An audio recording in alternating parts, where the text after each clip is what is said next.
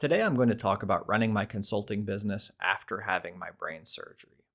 Now, typically, I talk about business content to help entrepreneurs have ideas of what to think about. My other videos and content is about that. Today is more of my personal story and letting people into that. One of the reasons for doing this is I have sort of two segments in my life. Those people who know me on a more personal level, who are aware I had brain surgery, who are asking about how things are going for me, and want to have some updates, and those people that I've met that have no idea I ever had a brain surgery. And so this kind of unites those worlds, gets everyone on the same page. My goal today is to talk about some of the background first of what happened that led to me having a brain surgery to give everybody some context. From there, I will move on to more of what that meant for me having brain surgery and being an entrepreneur and juggling those demands. Then I'll go on and talk about maybe if you're someone who's an entrepreneur thinking about how to make your business the most sustainable, some of the takeaways that might be helpful for you going forward as well. So that's my goal. As far as some background, one of the things I view for myself is that I have a extraordinary gift to be able to see complex pieces of information, break them down into more simple steps. I can consume books, podcasts, information, take all of that and reassemble it into a very easy to digest manner. I also solve puzzles rather quickly, typically. So these are the gifts that I've brought to my consulting practice. Now, what happened was a few years ago, I started having some seizures randomly. I talked to my doctor right away after the first one that I had, that I remembered having, and he didn't really know what was going on. He had sent me to a couple of specialists. They weren't really figuring things out. They thought maybe it was a panic attack. I didn't feel like that was the case. I felt like I had a pretty strong explanation, but I was a bit in this weird limbo zone. Eventually, I had one that was bad enough. It sent me to the ER. In the ER, they did a brain scan. They found a tumor was causing my seizures. Um, so for me, this was a pretty terrifying experience. I mentioned earlier that I viewed one of my gifts that I could bring to the world was my ability to think, essentially. And here it was, the thing that to me was kind of most precious about myself was possibly at risk. What would happen to me with this tumor? What was going to happen when it was removed, if it could be removed? I didn't really know, so I was very terrified. On top of that, my entire business was based around this idea of me thinking and helping clients solve problems. So I was like feeling in danger of losing myself, my business, everything that I thought was known was gone. Plus, I thought I was a pretty healthy individual. I've been training Brazilian Jiu Jitsu for a very long time. I love to be athletic, love to be active, and to go from that spot to all of a sudden feeling like, wow, this could all be taken away was really a surprising moment. Maybe if it hadn't been such a blur of back to back things, I might have actually gotten a lot more worried about it. But essentially, there was just action step after action step that had to be taken. And luckily, I had the love of my life, Lisa, to help me out with that. She helped guide some of the conversations. We had an agreement that I wouldn't Google anything because it would be terrifying. And so she would be the designated Googler to look things up. She also found out who were the best doctors in the nation were to help out with brain surgery. And for my type of a brain cancer, we figured out that Duke was going to be the best place to get support. So it gave me some peace of mind to know I was going to the very best place. I went to Duke. I had the surgery. I had a GoFundMe to help cover some of the costs to get out there, back, pay my premiums, go back for a later follow-up, give me some time to heal afterwards, which really gave me some peace and some grace to not try to just get back into grinding. During my surgery, I was actually awake for that procedure, which is a whole nother interesting facet. People oftentimes ask me like, hey, you were awake. Wasn't that crazy? Wouldn't that be hard? And from the outside, I would think the same thing. But for me personally, I'm a go-getter. I want to be in there doing things, and me being awake, able to talk to the team while they were operating, gave me some encouragement that I was part of that process. For me, they had me awake because everyone's brain is a bit different, and they were trying to remove as much of the cancer as possible, but they can't ever get it all with my type of a cancer. So they were removing as much as possible. They wanted to make sure they weren't getting into the brain material that I was using as much as possible while still taking as much of the cancer. So for me, it was close to my movement center. So they had me moving my arm in certain patterns, and then they would zap me with an electrode in my brain, And if that made it so I couldn't move my arm anymore, they would know if they cut that part out, then I would not have movement. So they knew not to cut that part out. So that's why I was awake during that procedure. A really important thing to note is that if I wasn't as healthy as I was, that wouldn't have been a choice. I would have had to have a brain surgery where I was asleep and they would just cut whatever they thought was right. And the results would have been either maybe they left in more cancer than they could have, or they removed some places that affected movement. So my baseline health going into that was a huge factor in my successful outcome. A second part was the hard grind of entrepreneurship, of Brazilian Jiu Jitsu and doing competitions, and that type of a mindset really helped me stay focused on positive outcomes during this process and visualizing what that would look like, not in some mystical woo woo way, but mostly on putting all of my energy towards healing and what would that look like and what type of a state would I have to be in. So all that was really positive. Um, Again, having Lisa by my side was really important for all of that. I came out the other end great. The procedure went well. I actually walked that night.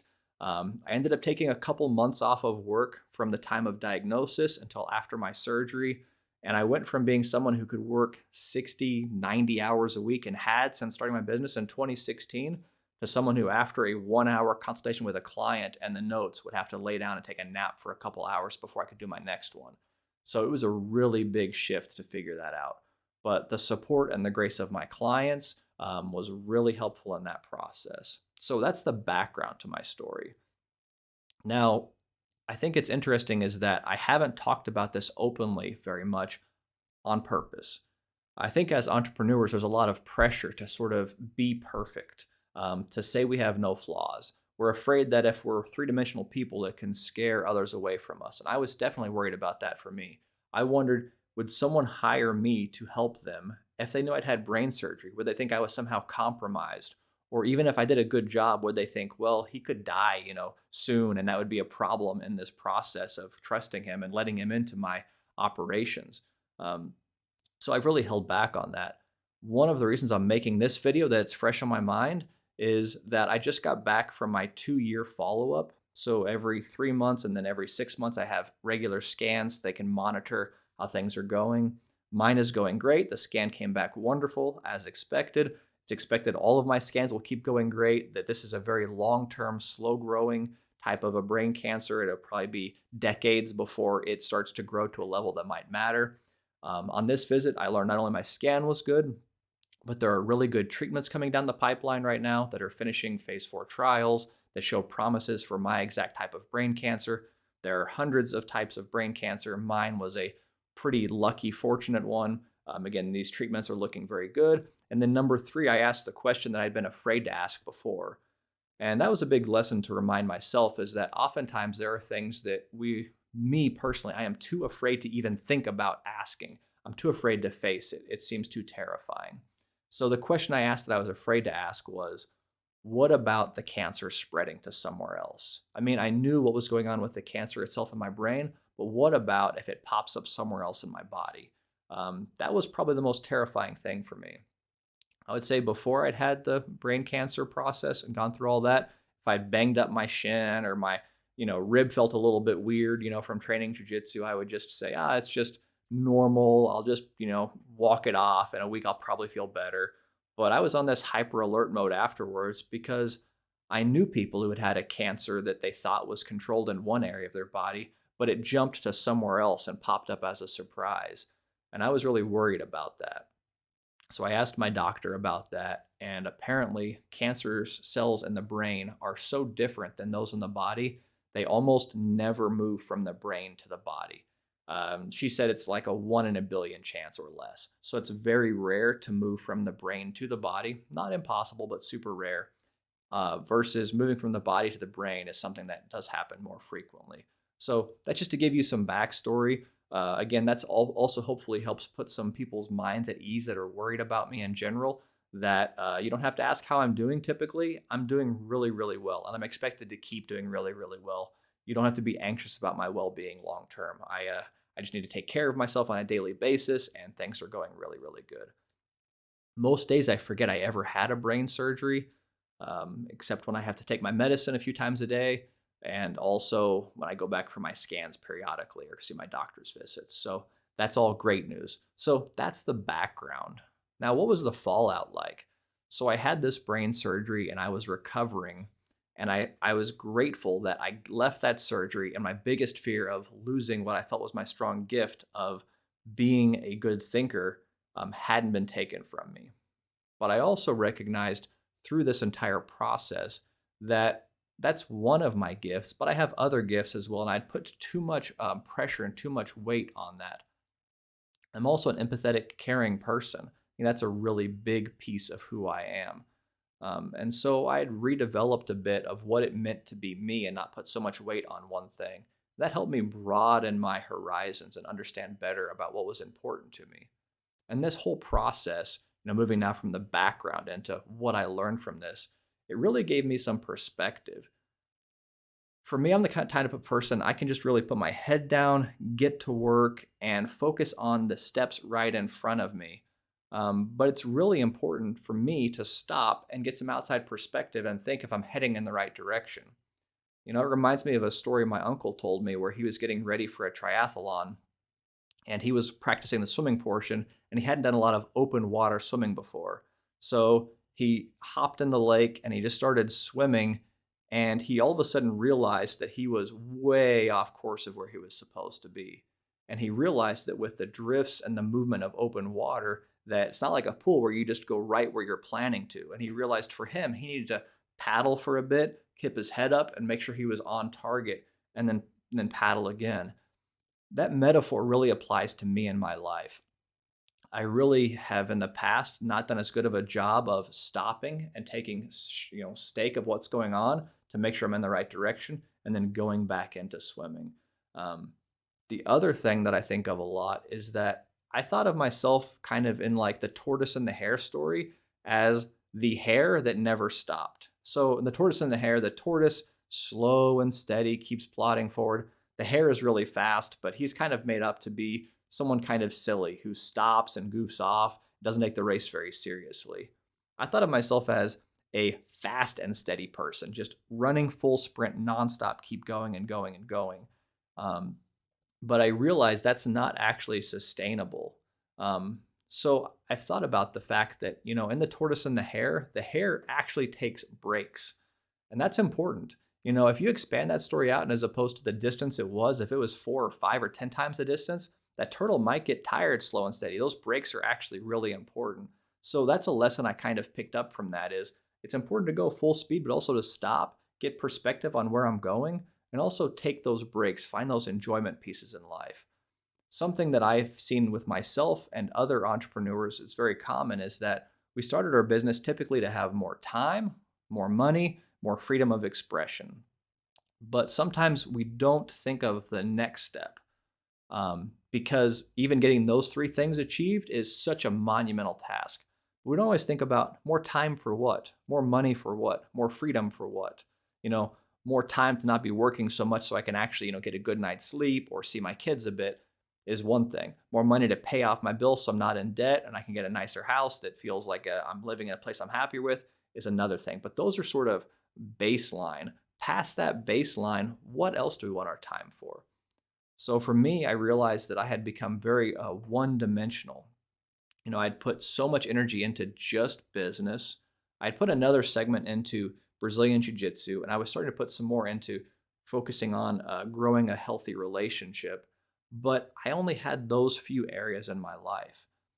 So one thing I learned was that there's a lot more I wanted to do in life, and it was just passing me by sometimes. And so it was important to do my heavy work, get all the important stuff done, and then also to make sure I had some boundaries set aside to focus on these other parts of my life, these other activities, trying out things like mountain biking or learning how to dance or reading books again that gave me a lot of pleasure and not just books to get better at business.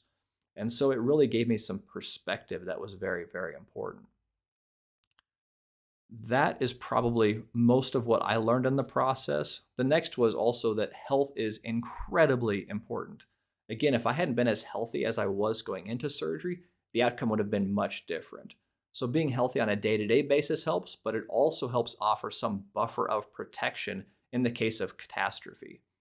Also, my level of health going into the surgery meant that even though I lost some of that coming out of surgery, I was coming from a much better place. So I didn't fall as far. The lower my health was, the longer the recovery would have been.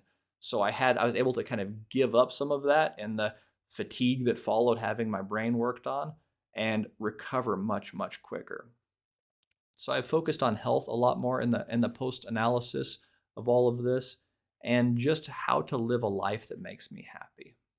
So flipping this now to possibly what advice I might give someone is, first of all, I took my health for granted. I took it for granted that I would basically be able to shoulder the burden of moving forward in my business no matter what, that I could just be relentless. I'm sort of like the really busy mom who says, I can't get sick. I don't have time for that. And they don't get sick. I kind of thought that in my head. If I just kept pushing forward, there was not really much space for a bad thing to happen. So I would just keep driving forward and it would all be okay. But there can be lightning strike type events out of my control that happen to me. They're like, oh wow, I don't have a choice but to pay attention to this right now. So one thing is to acknowledge that that can happen. The second is to make sure that you're setting up as many sustainable systems as possible. So the goal isn't to win today or tomorrow, it's to win long term. And that means not doing things that are going to get you burnt out. The number one reason a business fails is that the owner gets too burnt out, too exhausted to keep trying new things. A second part of that can be that their health deteriorates.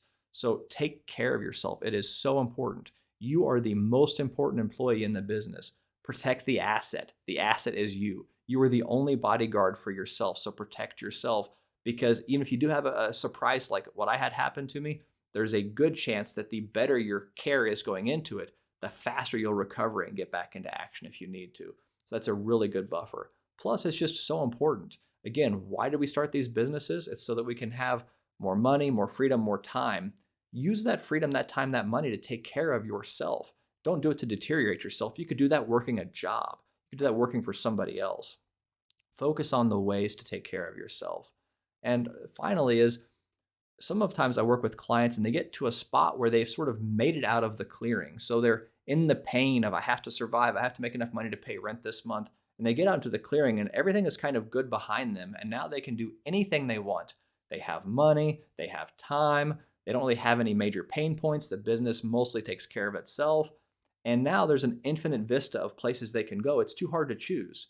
It reminds me of me going into college. Like, wait, I'm supposed to pick out one thing I want to do, and this is my plan for the rest of my life. Like, I needed some limitations, something to say, in this space, do this. But there are too many choices, and it was kind of paralyzing.